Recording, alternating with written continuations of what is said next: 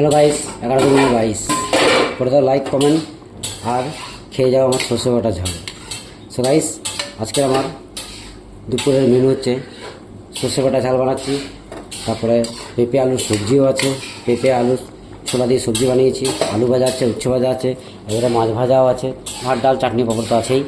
So guys, আজকের menu আমার ready, চলে এসো খেয়ে যাবে। আর দুপুরের চাটনির জন্য দেখো কীসব চাটনি বানাচ্ছি, দেখো এটা হচ্ছে কাঁচা লঙ্কা, কাঁচা আম, পুদিনা পাতা, ধনে পাতা, আমলকি, আদা আর 2-4 কোয়া রসুন, সর্ষের তেল আর বিট লবণের চাটনি। এটা একদম ওষুধের মতো কাজ করবে।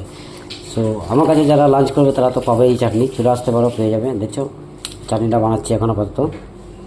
আর এই যে আমার পেঁপে আলু ছোলার সবজি, নিরামিষ, ডাল আছে,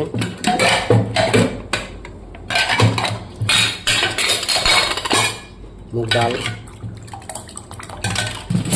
ভাত, উচ্ছে সেদ্ধ।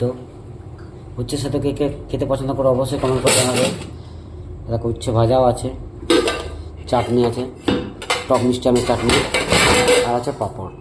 সো ফাইনালি আজকে আমার রেডি, চলে আসতে পারো, পেয়ে যাবে।